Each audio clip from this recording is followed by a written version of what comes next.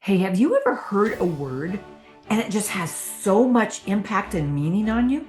Not like a paragraph or a lecture, but just one word can hold so much power and so much meaning.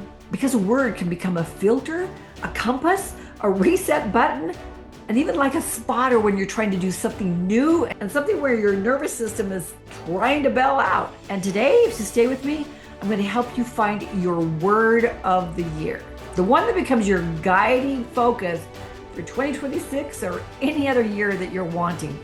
And here's what you're going to walk away with: why a single word can rewire your year, 3 ways to receive your word, how to activate your word so it actually works, and how you can use it as a litmus test when life gets really messy. So stay with me, because this might be the simplest tool you've ever used that create the greatest change.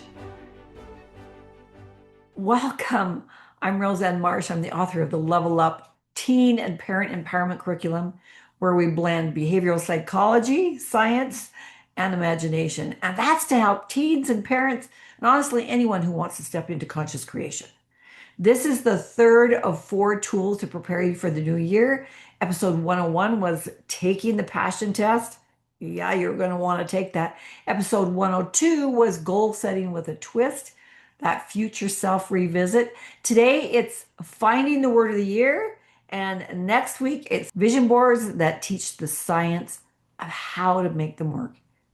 And this is how it all connects. Your passion gives you direction. Your goals give your future self a target. Your habits, your patterns of possibility, are how you become that person.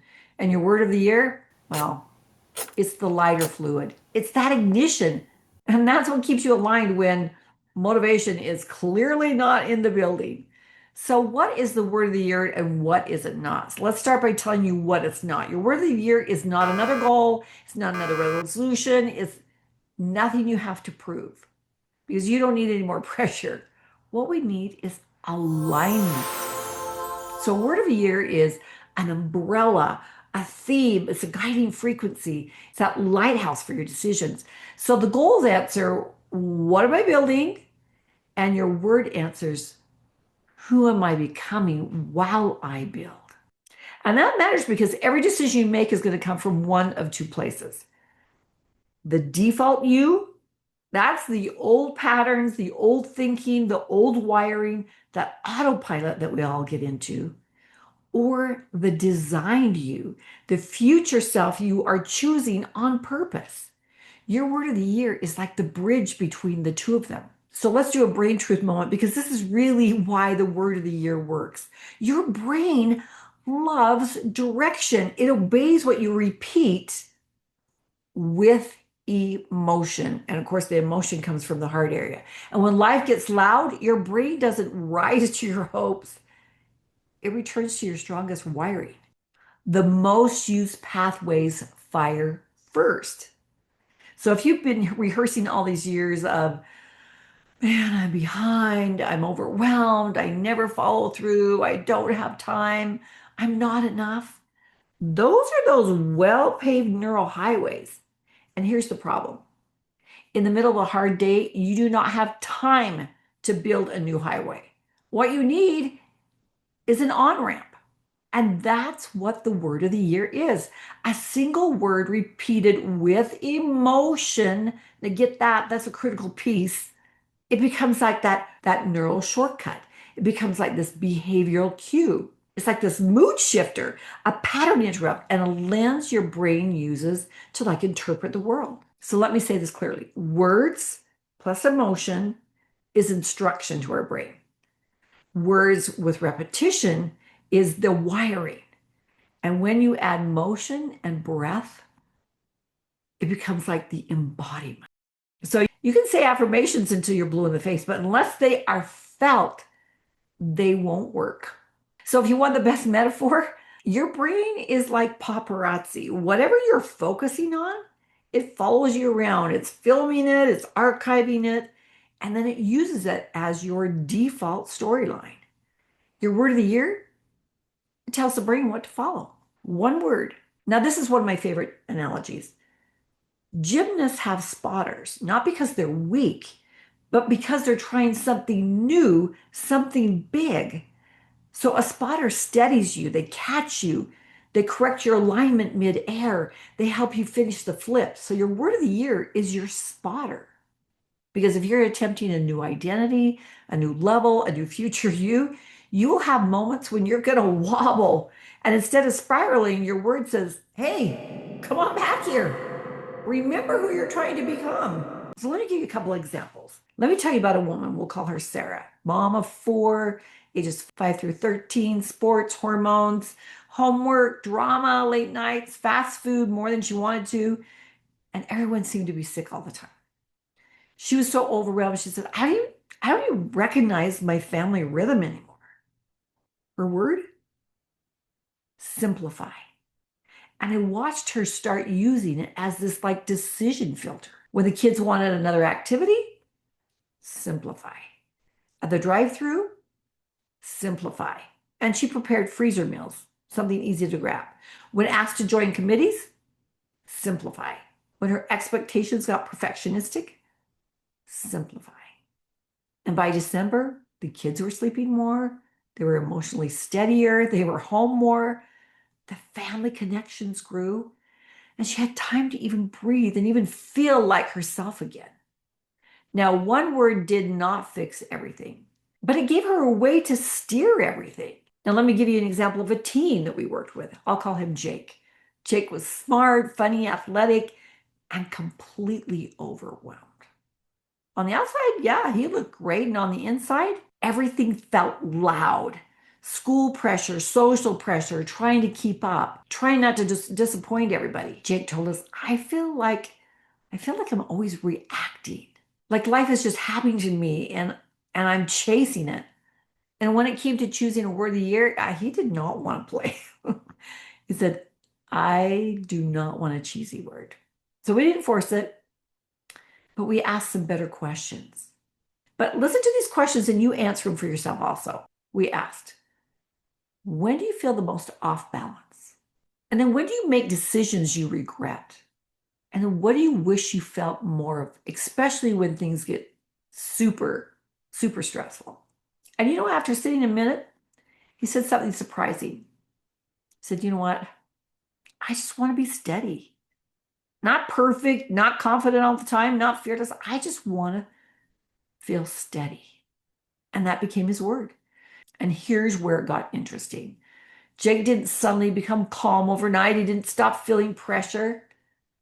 But now he had a pause. So when a test didn't go well, steady. When friends got into drama, steady. When he had that urge to snap at his parents, steady. And sometimes it meant take a deep breath. And sometimes it meant walk away. And sometimes it meant I'll think about it and get back to you. And by the end of the year, his parents noticed he wasn't exploding as much. He started trusting his decisions. And the biggest shift, he said, I don't feel like life is knocking me over anymore. I feel like I can stand inside of it. Now, one word didn't change his circumstances. It changed how he met them. And that's the power of a word of the year. Whether you're a teen, whether you're an adult. Now, I have to tell you, when I first heard this concept years ago, I resisted it because life changes. And I thought, how can I pick a word for an entire year? And then I tried it. And I'll tell you in a minute a couple ways that you can select your word. And my first word showed up. And I'll be honest, I didn't want it. It was execute. And I thought, no, that absolutely not. That sounds hard. That sounds like pressure. I think the word I wanted was something like relax, spa day, that kind of thing. But it kept coming back. And that year when I hit resistance, whenever I would procrastinate, whenever I was overwhelmed, I'd hear it. Execute. Do the next right thing. Then the next year it was totally different. My word came in. Guess what it was? Blossom. Softer, expansive, growth, becoming. And the lesson was sometimes the word you need is not one that your ego would choose. But by the end of the year, it always feels like that perfect coaching voice that you absolutely needed. So be open to words that you're thinking, I don't know if I want that one, but try it on before you reject it. Now, 3 ways. I have a lot of different ways. If you go back every single year, I've got them for the last couple years, and even ideas for families on how you could do a family word of the year. But here are 3 quick methods. The first one is, what are the words that keep following you around? Pay attention to repeating words in your list, like in books, in movies, in conversations, quotes, podcasts. If that same word keeps popping up, tapping you on the shoulder, that might be a keeper. And by the way, that word could be one word, it could be a short phrase, or it could be 2 words. This isn't something trendy. It's not like, oh, if you're having that word, then I'm going to have it. No, it's very individual to you. Look at what your goals are for the year and what would embrace and support your goals. Now, a second way that you could do it is get a word list and go through it and circle the ones that like resonate with you, that have like a little energy behind them. Then narrow that list down to 3, then narrow it down to your 1. And sometimes it's a word on that list that sparks a different word that is your word. Now, if you need a list of words, down the description, free list that you can download. Now, the third way, and this is my favorite way, is a Zen or meditation, getting really quiet. And you could even make this fun. You could get hot bath with candles, quiet house, breath work, and then like ask yourself, what do I want more of this year? What do I want less of? And what quality would change everything? Then ask it out loud. All right, universe, God, higher power, whatever your belief is, what is the word for this year? And get quiet. The key is ask and then stay open. Sometimes it comes in the stillness. Sometimes it comes when you're in the carpool line or doing homework in the library. But just stay open to possibilities. Now, how do you apply your word? Now, if you write down all the different areas of your life, your relationships, your physical health, your schoolwork or your occupation, your learning, your finances, your hobbies, your community, if you wrote that down and then just said, how does that word relate with all that? Let's say your word was rebuild. How does that relate to my relationships? How does that relate to my health? How does that relate to my mission or my mental health or my hobbies? But here is the magic part here. Your word becomes a litmus test. So before you say yes to anything, you should say, oh, wait. Or before you react or before you spiral, just ask, wait, does this match my word of the year? Does this match my focus? Does this match my spotter, my lighthouse? This is how your word of the year becomes that course corrector for you. You've got your word, but you've got to imbue it, right? You don't just pick it. You have to bring it to life. 4 things here.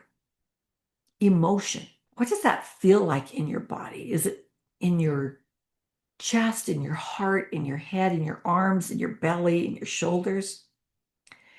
Emotion is really the glue. Emotion is so critical with whatever that emotion is. That's what's bringing into your life. So give your word an emotional imprint. So if my word is rebuild, what does that make me feel like? Where do I feel that? I almost feel it like in my shoulders.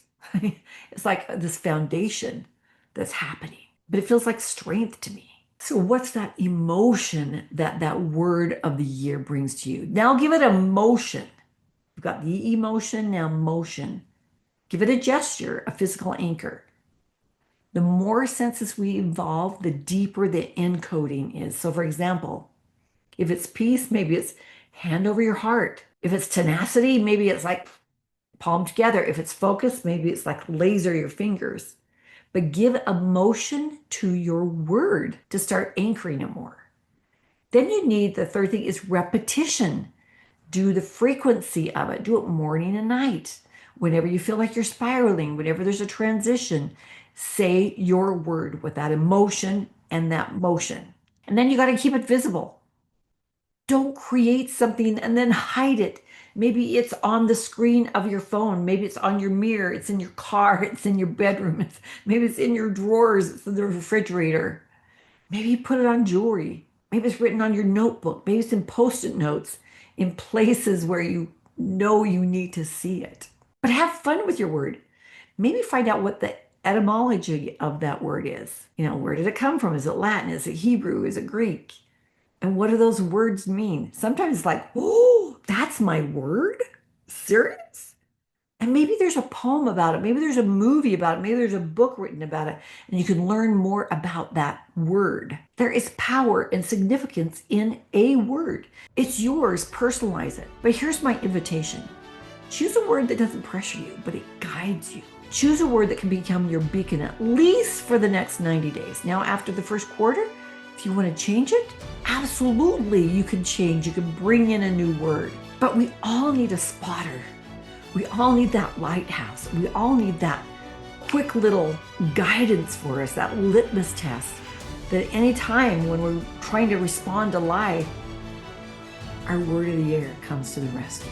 If you've never had a word of the year, promise me you'll try it. At least try it, imbue it, put it up there, and see how it can bring positive changes into your life. So what's your word? Drop it in the comments. Say it out loud. Put it everywhere.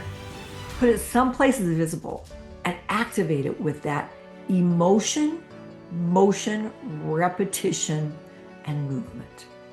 Next week, vision boards that actually work, because we're bringing in the science, we're bringing in the big guns that your word of the year is going to support. And if you want that free handout with the word list, down in the description. 2026 is right around the corner. And with these tools and the one next week, we can be prepared with the tools we need to be able to know where we're focusing, what we're targeting, and a spotter to keep us in line.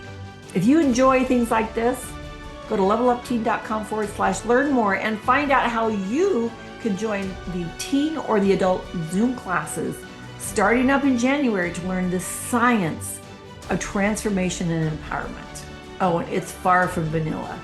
You can actually have fun learning simple tools and skills that can alter the trajectory of your life. No, seriously, transformation has never been more engaging.